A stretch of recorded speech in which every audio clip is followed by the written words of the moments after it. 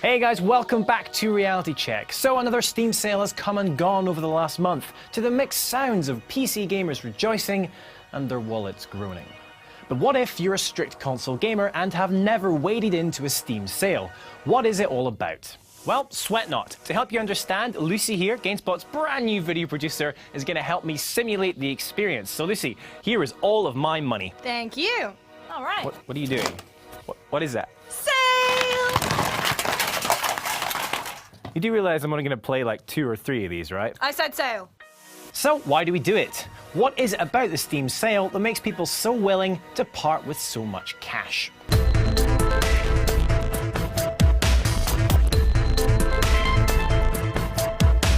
Now, at this point, I should clarify that I think Steam is pretty great. It's super convenient, downloading games is easy, and unlike some other online stores, it doesn't rip you off for the pleasure of not having physical media. However, if you put on your psychology hat, it does seem that some of the features and practices used in the sale are very well suited for exploiting our innate human brain.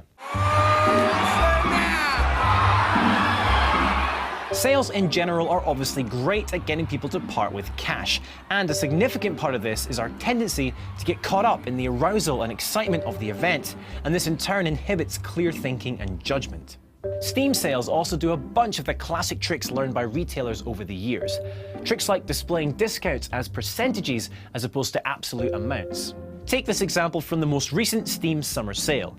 You could get your hands on Far Cry 3 for 75% off, down to just £3.75. A great deal, no doubt.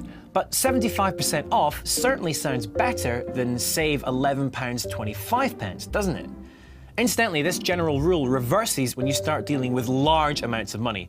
For example, for a $2,000 computer, save $500 sounds much more compelling than just 25% off. Perhaps the smartest thing Steam sales do is create this idea of artificial scarcity. 24-hour daily deals and the even more potent 8-hour flash sales both give you a limited time to get the benefit. And remember, once those deals are gone, they're gone. So why does this make us more willing to part with our cash? Well, first off, psychological study has repeatedly shown that we value things more highly when we think they are rare. Scarcity straight up enhances desirability, be it estimating the value of artwork, wine, or even cookies, meaning people repeatedly assign higher value to rarer objects.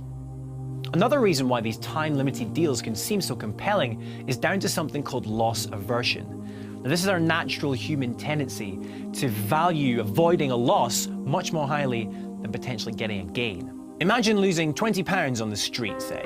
Now, experiments have shown that it's likely you would need to find as much as £30 or even £40 at a later date to make up for the pain of that initial loss. All this boils down to our brains truly hating to lose out on a good deal. So we'd rather just purchase that game in the 8-hour flash sale rather than risk feeling the pain of missing out. Steam also do a great job of exploiting gamification. Now, this is essentially using elements from games to encourage people to participate. Steam trading cards are a great example. These are cards which you earn and unlock just by playing games on Steam. These can then be crafted into badges for your profile, which earn you rewards, and of course kudos from your Steam friends. During the sale, however, Steam introduces new cards, which can be earned in a number of ways, but also through making game purchases, or even buying the cards directly. They can also be crafted into badges too, which makes for a tempting cherry on top reason for making that purchase you were undecided on. This whole process exploits what is known as the endowed progress effect. Now, this is when if someone feels they're making progress towards a goal, they're more likely to be committed to then finishing that goal. The gotta catch them all effect, if you will. As Jamie Madigan points out in his excellent article, The Psychology Behind Steam's Summer Sale, just showing that you've begun progress towards the goal is enough to create some mental tension over not having yet reached it, and some people are likely to toss in just one more cheap game to get them over that hump.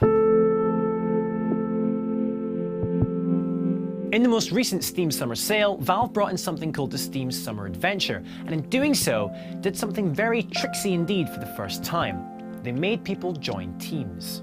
Everyone who participated in the sale was randomly assigned a team: blue, pink, green, purple, or red. Now, various actions such as crafting badges would earn your team points. Then, at the end of each day, the team with the most points would win, and some members of that team who had contributed would win prizes. Sounds fair enough. The thing is, though, this exploits our natural tendency towards belonging to groups, the idea of in-groups and out-groups. Psychology research has demonstrated time and time again that when people are put into teams, they naturally behave positively to those in their team and negatively towards others, even when assigned to a team at random. So if you're Team Red, naturally you're going to want Team Red to win, and so you may be more inclined to collect more cards, craft more badges, and earn more points. Very clever, Steam, very clever. But what other clever things could Steam do in the future to further exploit our silly brains? Well, in addition to being our newest video producer, Lucy also has a psychology degree. So Lucy, you want to field this one? Okay, well what about the idea of reciprocity, which is the fancy psychology way of saying that we feel the need to return a favour in kind. So what kind of favour could Steam do for us? Well, what about a free game? We might not even play it, but the fact that it's there might push us into wanting to repay the favour by buying something in the sale. Or what if a game you're kind of interested in doesn't have a demo? You don't want to pay money in case you don't like it, so what if Steam let you play through it for a limited amount of time? They're doing you a favour, so you might be more inclined to cough up when that timer runs out. In fact, studies have shown that we do this with each other in response to acts of human kindness, often repaying more than the initial gesture is worth.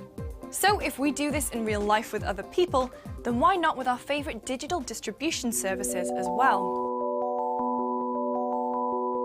Okay, well make sure you let us know what you thought of this week's episode in the comments box down below, or by reaching out to me and Lucy directly over Twitter. I'm at CamFrazRob and she's at LucyJamesGames.